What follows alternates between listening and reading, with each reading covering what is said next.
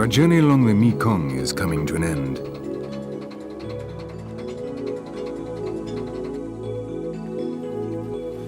Before flowing into the China Sea in Vietnam, the river forms an extensive and complex delta known as the Nine Dragons. A network of 5,000 kilometers of natural and artificial canals carries the waters to the rice fields.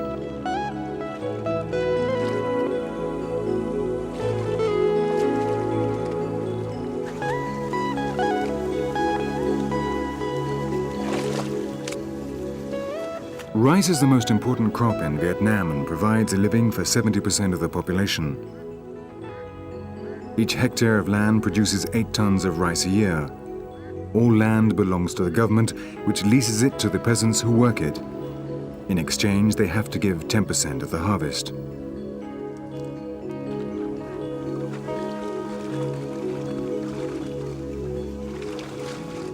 The success of the harvest depends on the summer monsoons. If these do not come, the level of the river falls so much that the seawater invades the rice fields, destroying the crop and causing starvation.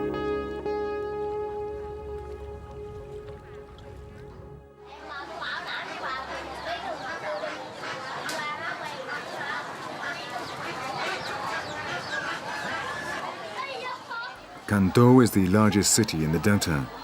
It's small in size but has a large population.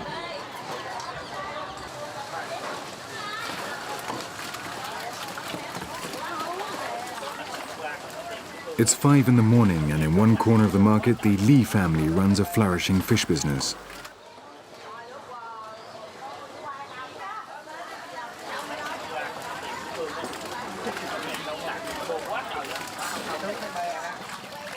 Wei is 30 years old, and she is responsible for organizing the sale of the merchandise every morning.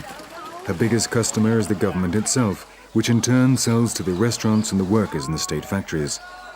Along with her, another 15 members of the family help to unload, classify and clean the fish.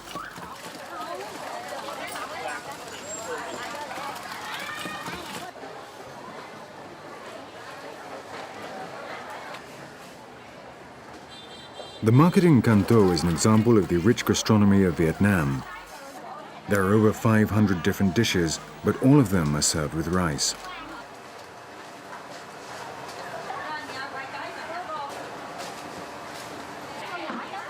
The Vietnamese boast that they eat everything that flies except the airplanes, everything that swims except the boats, and everything with legs except the tables. And they're not far wrong. Some market stalls sell delicacies which would turn the stomach of most Westerners.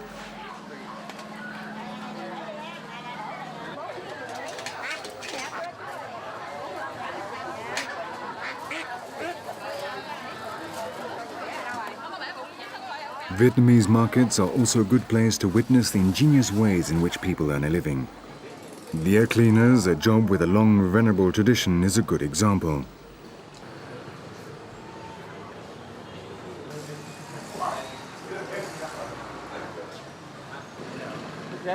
Mấy cái dãy cợn bợn dơ này nọ, nó đóng ở trong lỗ tai.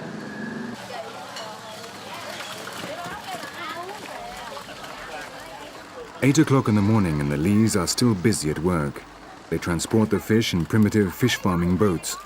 One of the Yue brothers and his eldest son, Dan, who's 12 years old, are responsible for unloading.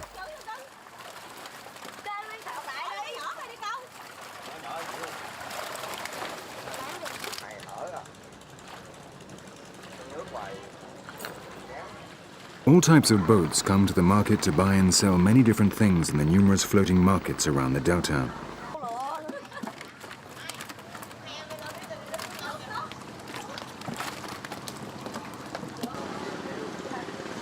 Most people live in small villages and never very far from the water, which is their only means of transport.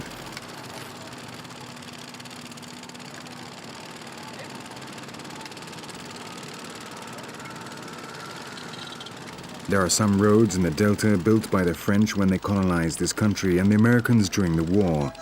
Most road transport depends on the ferries, but traveling this way is not easy. Because of lack of space, the farmers lay out the rice to dry along the roads, making it very difficult for traffic. So the Mekong has become the only real way to transport goods.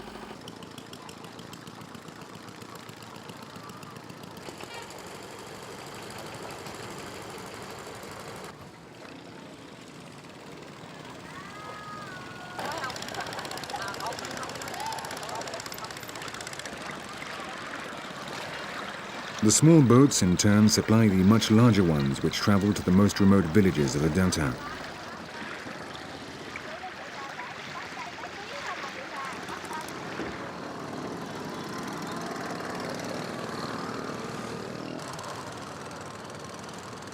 It's 9 o'clock in the morning, and in the floating market of Phung Hiep, a few kilometers to the south of Kanto, it's almost impossible to move.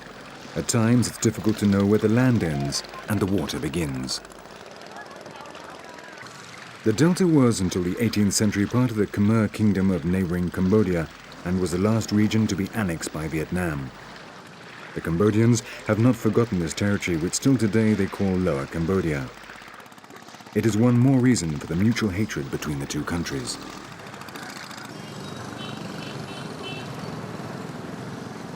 Like the river, the streets of Kanto are bustling with people.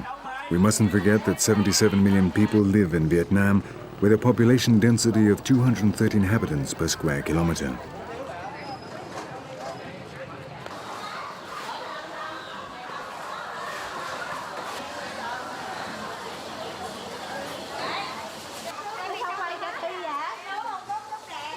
Around 10 o'clock in the morning, the Lee family gets ready to return home.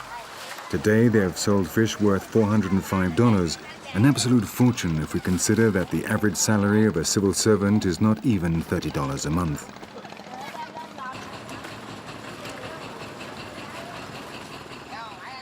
They're a typical upper middle class family with annual net income of almost $5,400.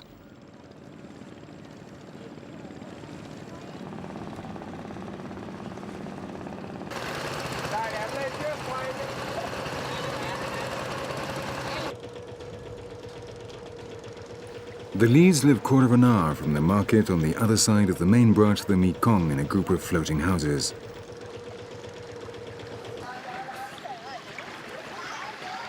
Their life revolves around the water and fishing, so much so that Tuang, the grandfather, spends his spare time trying to catch the odd little fish.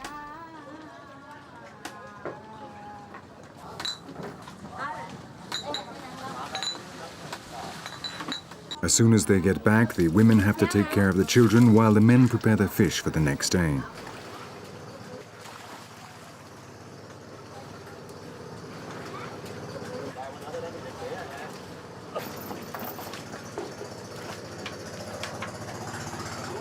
The technique they use to breed and store the fish is very simple but very effective. The fish are kept inside cages underneath the houses, and all they have to do to catch them is to lift the trapdoors in the floor and put down a net. The current of the river constantly renews the water inside the cages.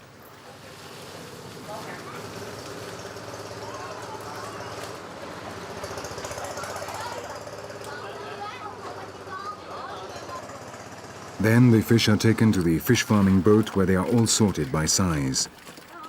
The smallest are returned to the cages.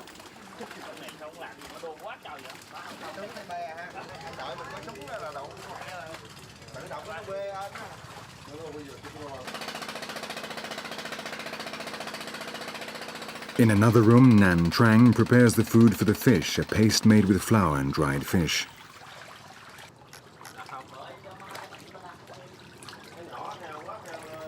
Then Dan, Hue's son, and his cousin distribute it through the cages. As soon as they have finished feeding the fish, Dan goes off to school.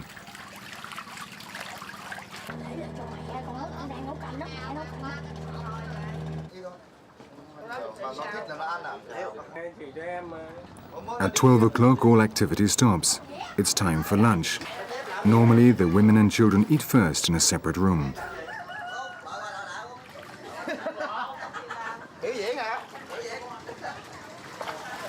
For the Lee family, lunch is almost a sacred ceremony, especially for the men.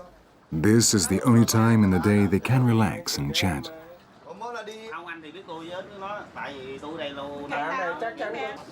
Tại vì bia là sang, khoái bia là sang.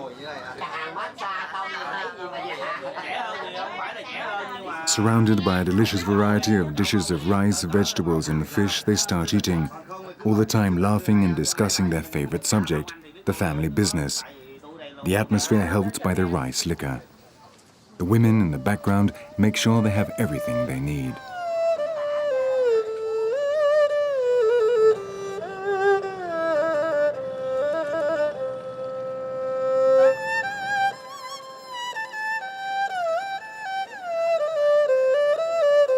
Soon it'll be night again, and little by little the inhabitants of the Mekong Delta return to their homes.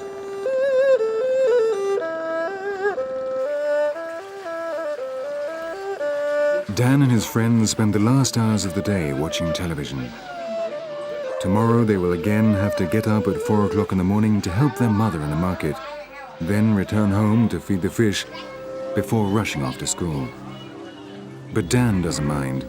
He well knows that in a few years, this flourishing business will be his.